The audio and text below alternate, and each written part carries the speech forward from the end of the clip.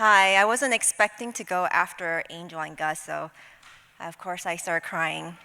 Hello, New Life. My name is Elizabeth Song Tran, and I'm married to Bobby Tran. We have 3 children, Izzy in high school, 15, Gavin in middle school, 12, and Tyler in elementary, 9. We've been attending New Life for over 20 years, and I've been shepherding Hangdong House Church for about 14. It has been our joy and privilege to take the first parenting class 101 when it was offered, and recently the first parenting class 201, both taught by Joe and Pastor Mia. You may not realize this, but Joe is actually a doctor and got his doctorate in education curriculum and instruction. He has decades worth of experience working with children and parents in Houston area school districts. Mia has been our children's pastor for the past 5 years, and honestly, she's the best children's pastor I've had the privilege to meet. They're always reading books on child development and parenting and loving on our children. This is all to say that Joe and Mia have a wealth of combined experience and knowledge to be used to teach both parents and children about God and how to put God in the center of their family. Their devotion to this stems from a God-given charge that they take very seriously. If you're a parent, you know that raising children in this current environment is really scary, challenging, and overwhelming. Honestly, when Bobby and I started dating, we swore to each other we'll never have kids. But by God's grace, we both changed our minds, and now we have 3 beautiful children. As I was praying about what to share, I felt that God was identifying 2 topics, areas Bobby and I could have done better early in our parenting stage, and the topic of emotional intelligence. Hopefully, what I share may offer some insight into what we learned in the parenting class, but if you want more details or on the hows, then you'll just have to sign up for the next Parenting 201 class this fall. I've realized without godly instruction teaching us to parent, we naturally resort to raising our kids the same methods our parents used on us.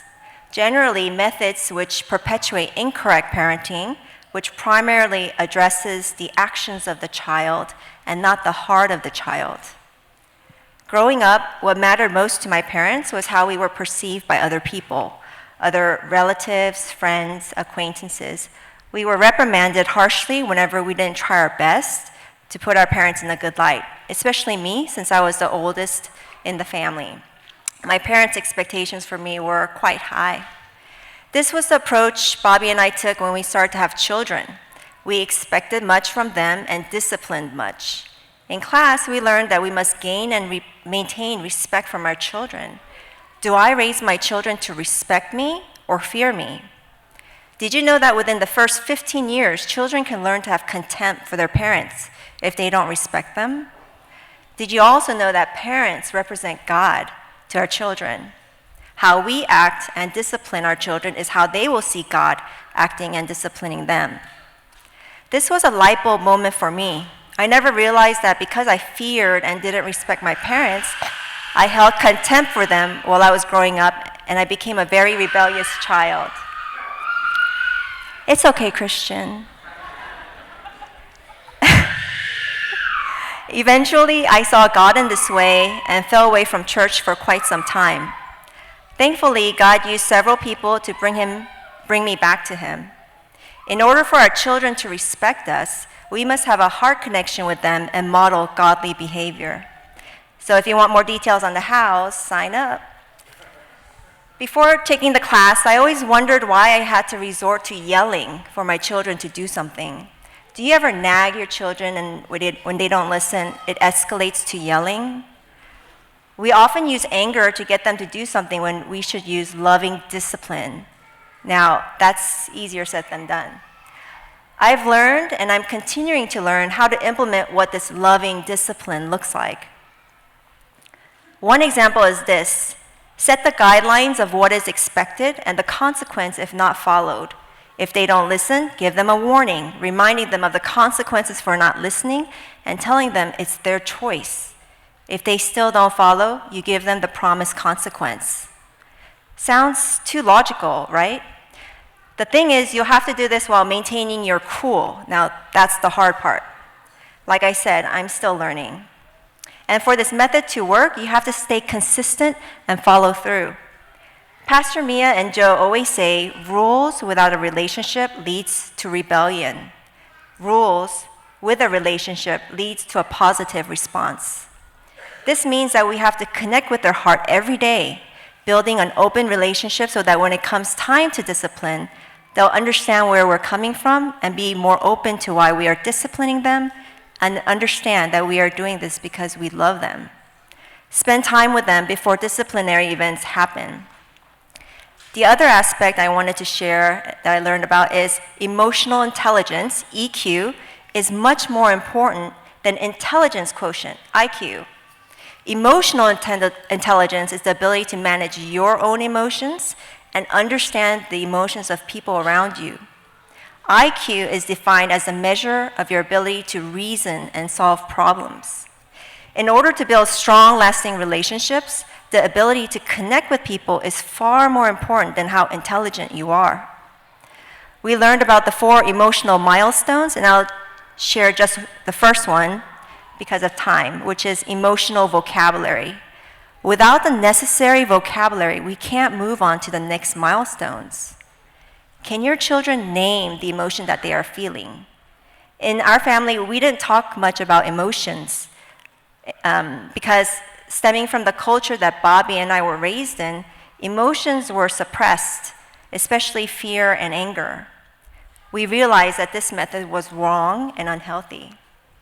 When my children were younger, there was always some sort of feelings chart in the classroom, which showed circle faces depicting various emotions, which we never paid attention to. But during the class, we were given 2 sets of these feelings charts, one for young children and another for older children. Little children may be able to say that they're angry or sad or happy, but as our children get older, they experience more complicated feelings and are harder to name, like shame, depression, jealousy, anxiety. It's important to identify and name these emotions so that we can address them. Let me share another light bulb moment. Did you know that anger is not a primary emotion? It's actually a secondary emotion. When someone is angry, there's an underlying emotion or condition from which emotions like anger or annoyance arise. An underlying emotion or condition can be shame or fear or even sin. Our sin births anger because we feel guilt and shame over it, which causes then more anger. It becomes a vicious cycle and difficult to get out of. Next time you or your child is angry, identify it as a red flag. Stop whatever you're doing and try to take a moment and ask yourself or them why they're angry. We need to peel off the layers of our anger to see what the root cause is. Otherwise, we'll just resort to anger and not resolve what's really bothering us. So without the first milestone, naming your emotions, we can't move on to the second or third or even 4th milestone. For many of us, our EQ stops growing because we were never taught how to address our emotions. For me, I just shoved it somewhere and ignored it. I didn't identify my emotions for a long time, so I was emotionally stunted. Here is a daunting fact. Your children's EQ stops where your EQ stops. That means that your children will be emotionally stunted at the same place you stopped growing. The way we address our emotions will teach our children how to deal with their emotions. If you lash out, they'll lash out. If you're anxious, they become anxious as well.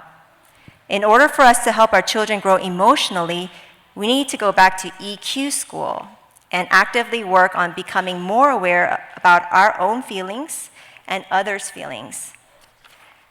This is where house church comes into play. In house church, you can reach and practice all of the 4 milestones, including the other 3 I didn't cover. By attending regularly and developing relationships with our house church members, we can practice sharing our emotions, being empathetic to each other, and channeling our emotions, both negative and positive, in a godly, healthy way, in a safe environment. I hope that you will take Parenting Class 201 in the future. It was an eye-opening experience for me, and I hope that you will also learn much from this class as I did. I'll end with this Bible verse, Proverbs 22:6. Train up a child in the way he should go, and even when he is old, he will not depart from it. Thank you, and happy Mother's Day.